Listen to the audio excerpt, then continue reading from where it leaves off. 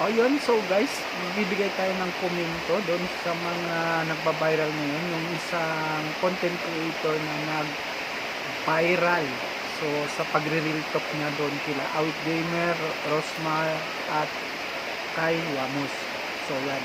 So bibigay ko lang komento. So kung magko-comment kayo, huwag niyo naman isabi si Diwata. Kasi si Diwata naman kasi kung ano yung nakikita ko sa kanya base sa observation ko, totoong tao siya. Totoo lang yung pinapakita niya. So, wag po kayong magbabash kay Diwata kung tinutulungan man siya ng mga sikat na vlogger, sikat na content creator o sa industriya ng pagbablog. Lahat po yun sila, yung mga sikat na pumupunta doon or nagbibigay, hindi po kasalanan ni Diwata yun. So, kahit titingnan nyo po, hindi po si Diwata naging kahit ano sa kanila. Kusa po yung nila binibigay. So, para sa mga basher ni Diwata, no, magiging masaya na lang kayo. Ayan, magiging masaya na lang kayo kung ano man yung narating ni Diwata. At saka yung nire-react ni Diwata, yun, ito-comment ko lang. Base kasi sa nakikita ko, pinapakita lang ni Diwata na tunay siyang tao. Tunay siyang tao, hindi siya plastic. Kung ano man yun nakikita natin sa harap ng camera or off-cam, totoong totoo siya. Okay? So, sa nakikita ko sa kanya, no, ang pinapahalagaan niya is yung business niya. Kasi yung mga vlogger na yan, pagkatapos na nila kumuha ng content, so mawawala na yan. Kung yan ipopokus ni Diwata, nasasabihin niya na dapat pansinin niya talaga lahat ng mga vloggers na iwanan niya yung business niya. Hindi po yan tama. Okay? So, kung ano man po yung nakikita niya na nag-e-emote or nag-i-inarte na siya, natural, tao lang po siya. Minsan napapagod na. Hindi ko po kinakampihan si Diwata. Yung sinasabi ko lang, yung opinion ko, kung ano yung nakikita ko or kailangan ko i-share sa mga tao. So, yan naman. So, yan naman, yung hindi ko alam kung si Miss baka parang mystica yung sinasabi niya, ayoko nang pansinin yun, parang lumuwag yung utak niya ganun. So hindi ko na yon.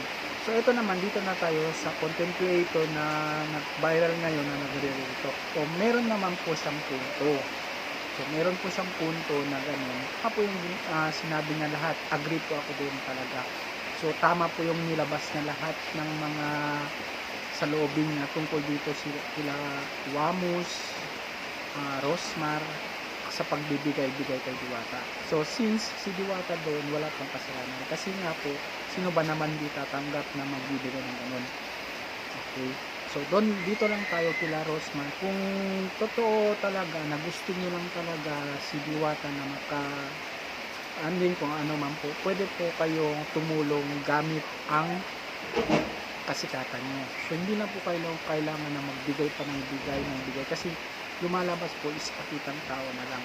So pwede po kayo magbigay sa mga ibang tao na lang din, yung mga nangangailangan. So tama po talaga yung sinabi ng isang content creator na nag-real talk. So yun lang. Pwede nyo naman i-share sa kanya yung kay Diwata na pwede nyo siyang tulungan na gamit yung mga fame nyo. Sikat naman kayo. So, pag gusto nyo tumulong kay Diwata, gamitin nyo na lang yung mga followers nyo to invite na pupunta doon. Hindi na kayo kailangan magbigay pa ng bigay kay Diwata. Yun lang. Bakit nyo pa bibigyan yung taong meron na? Yun lang po yun siya doon. Common sense nyo na lang. Kaya po maraming tao nagre-react. Bakit nyo nga ba bigay ng bigay kay Diwata? So yun lang. Hindi naman sinasabi namin na bawal kayo magbigay, pero meron na, bakit nyo pa bibigyan? Kasi bibigyan nyo yun sa mga wala. Ang dami natin kasi kababayan ngayon, nahihirapan, ang dami. Titingnan nyo lang sa paligid. At saka kung sasabihin nyo na susuportahan nyo lang si Diwata ng gano'n, nabibigyan nyo ng gano'n, ganun kalat na lang. Kasi meron kayo, may bigay, may gano'n. Mali po siya. So, tama po yung isa nating content creator na naglabas ng saloobin. Agree po ako doon sa kanya. Pero, hindi naman po doon kasali si Diwata. Kasi yung nakikita ko kay Diwata is totoong tao lang. So, yun lang po. para sa mga content creator natin na malalaki na talaga. So, pwede nyo suportahan by sharing your pain to others. Yun lang. Pero yung mga pagtulong nyo, pagbigay nyo na lang po din po sa mga nangangailangan talaga. So, yun lang po. Salamat po. Sana